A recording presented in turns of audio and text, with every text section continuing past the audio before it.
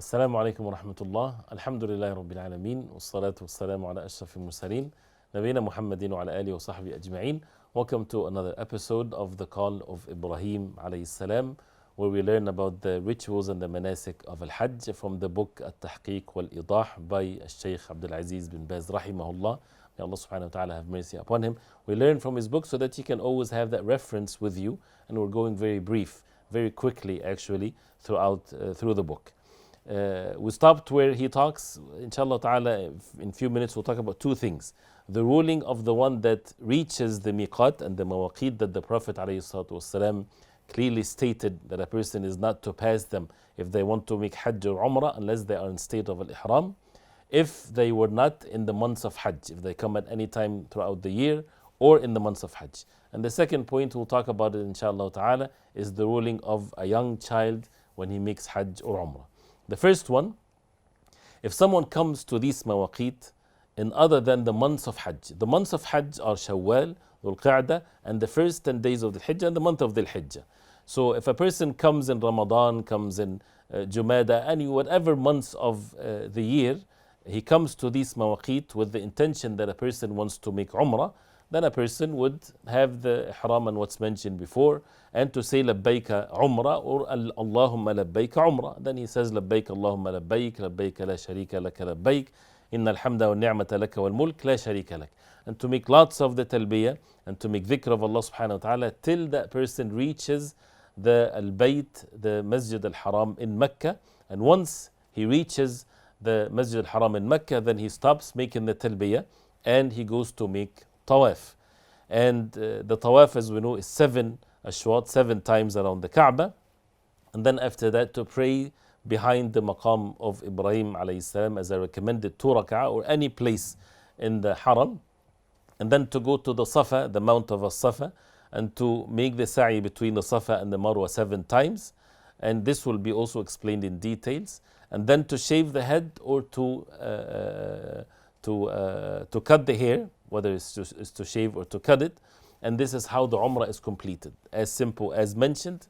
And then what was forbidden for him becomes permissible, and we'll talk about what's forbidden when a person in the state of al-ihram.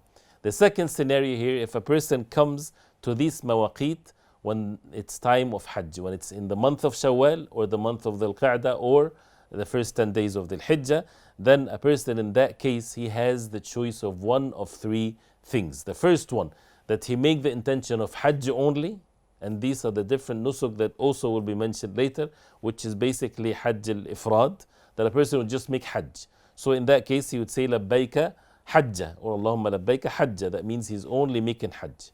Or the second situation here is that he would make Hajj and Umrah, or let's say Umrah alone. He would make Umrah alone, and then later he would make Hajj. And this is the tamattu'. And we'll talk about that also, which is basically being the most recommended one. And some said that this is an obligation. And this is if he makes the Umrah in Shawwal or the Qa'dah or the first 10 days of the Hijjah. To make Umrah and then to relieve oneself from the Umrah completely. And then on the 8th of the Hijjah to start the rituals of Hajj. The third case here is that a person would have Hajj Qiran. That means to make the Hajj and the Umrah together. So both Hajj and Umrah in one intention. And he would do the acts of Hajj and Umrah to be together. And physically, actually, there's not much difference between the Hajj al-Qiran and when a person is mufrid, except in one sa'i extra, and of course with having the hadi or the sacrifice. But this will be explained later, inshallah ta'ala. So this is if a person comes to the mawaqit at the times of, or the months of Hajj, Shawwal, Dhul Qa'dah, and the first 10 days of Dhul Hijjah. And the sunnah in this case also, if a person doesn't have hadi, he doesn't have his sacrifice with him, where the Prophet ﷺ left in Medina with his sacrifice, then it's recommended that a person in that case make Umrah only, make the intention of Umrah only, and that means he's going to do tamattu', Hajj tamattu' in this case. But if someone has his sacrifice with him, which is rarely happens but nowadays, but if someone has it, then it's best for him that he does not take his ihram, of course, till the sacrifice happens on the 10th. That means he makes Hajj Qiran together, Hajj and Umrah together. And so this is basically what he explains. And if someone doesn't have Hadi, which is basically he made Ihram for Hajj only, then he has to stay in the state of Al-Ihram till the 10th of the Hijjah when he do the actions to be done in the day of An-Nahr. So the only one that would take his ihram off after the actions of Umrah is the one that makes Hajj al-Tamattu'. If he makes the Umrah in the months of Hajj, Shawwal or Dhul Qa'dah or Dhul Hijjah, and he stays in Mecca, then he relieves himself, and then on the 8th of the Hijjah, then he become in the state of ihram from Mecca for the Hajj. The one that is making Hajj Qiran or Hajj Mufrid, only Hajj, they have to stay in the state of ihram all the way till the 10th of the Hijjah. There's a point here also, mas'ala, if a person fears for himself that he might not be able to make it for all the rituals of Hajj, and of course once a person becomes in the state of ihram, it's not permissible just to walk out and to say I'm going back home.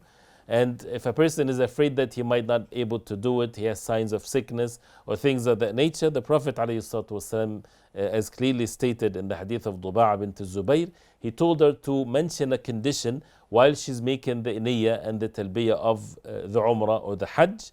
And that is, he said ﷺ, حُجِّي وَاشْتَرِطِي أَنَّ مَحِلِّي حَيْثُ حَبِسْتَنِي, that make Hajj and make a condition that my relief of my ihram, my state of ihram, is where you prevented me from going forward, O Allah. So basically to add this to the niyyah. So for example, a person would say, لبيك اللهم عمرة, and then to say, فإن حبستني فإن محلي حيث حبستني. If I'm prevented, then my relief from the Umrah is where you prevented me, O Allah, from going forward for the Umrah or for the Hajj. And this is again if a person has a reason to say this. Otherwise, a person should leave it to Allah subhanahu wa ta'ala. The second point that he mentioned, which is the next chapter, is the ruling of the young child if he makes Hajj. The young child meaning before the age of puberty. Is that sufficient for him? He doesn't have to make Hajj when he reaches the age of puberty. The answer to this is, if a child before the age of puberty makes Hajj or Umrah, their Hajj is valid, they get rewards for it, their parents or their guardians, they get rewards for it, but it's not sufficient for them when it comes to the obligatory Hajj. They still have to make Hajj when they reach the age of puberty, but they still get the rewards for it. And the Prophet ﷺ, when he was making Hajj, a woman, she was among the crowd, and she lifted a child of hers, and she said to the Prophet ﷺ, Ya Rasulullah, Ali hadha Hajj, for that child, is there Hajj for him? He said, Na'am, wa laki ajr. Yes, and for you, you get also the rewards if he does Hajj. And Sa ibn Yazid radiallahu anhu said, I was taken for Hajj with the Prophet ﷺ in the Hajj of the Prophet ﷺ when I was 7 years old. But again, it's not sufficient. They get rewards for it, but it does not count as Hajjatul Islam, as the obligatory Hajj. He has to do that after the age of puberty. The same thing when someone is a slave, the Hajj is accepted, the Hajj is rewarded for, but a person has to do it. If he's freed, then he has to do the obligatory Hajj. If a child is below the age of puberty, either he is below 7 years old or Sinnu Tamiz, the age where he's able to recognize things, that Hajj is important, what to do, and he's able to react to the rulings. He would understand that not to do certain things and to do certain things. If he's below that age, 5 years old, 4 years old, he still can make Hajj, or even less than that. And in that case, his guardian, his father or so, would have the intention on his behalf, because that child does not even have the ability to understand the intentions. So he would make the intention for him, and he would say the talbiyah also on his behalf. And the child is to wear the clothing of al-ihram and to observe all the rulings of al-ihram. And the same thing for the girl, if she's below the age of puberty, the same thing would happen to her, and they both would be prevented from what a person in ihram would be prevented from, to the ones of and the same thing with tawaf and things like this.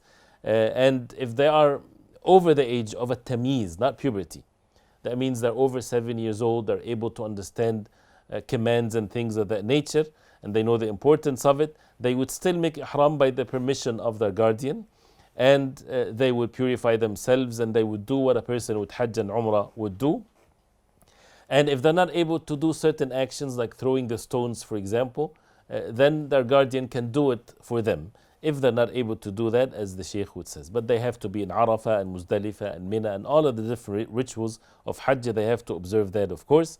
And when it comes to the Tawaf and Sa'i, they can be carried by their guardian or so, or pushed, he says it's better if you have the means that you make their tawaf different than your tawaf. But if it's extremely difficult, also the Sheikh says in other places that it's okay to combine both your tawaf and the tawaf of your child together at the same time. But if you have the spaciousness and the ease to do it as separate tawaf, then this is what is best, and to protect the ibadah from any doubts. Also, the child is to be commanded to do things with purity, to purify themselves, and to make wudu, and to make sure that they're doing the tawaf right, and to wear the ihram, and to observe all of the things that is to be observed in Hajj. And again, this is a recommended act. This is something that is rewardable for the child and for the guardian of the child. This is basically these 2 points that the Sheikh mentions here. And as the hadith of the Prophet ﷺ, he said that أيما صبي, any child, حج ثم بلغ, he made Hajj, then he reached the age of puberty, then he has to make another Hajj. He has to make another Hajj, which is an obligation upon him. And the same thing for a slave. If he makes Hajj and he's freed, he has to make another Hajj, without, of course, diminishing the rewards of the person when he made Hajj when they're young. This is basically these 2 ones. And then after that, the next chapter, the Sheikh will talk about the mahdurat of al-ihram. What are the things that are forbidden for a person to observe while in the state of al-ihram, and what is permissible for the person to do while in the state of al-ihram. But we'll do that inshallah ta'ala next time because of the time. وصلى الله وسلم وبارك على محمد وعلى آله وصحبه وسلم. والسلام عليكم ورحمة الله وبركاته.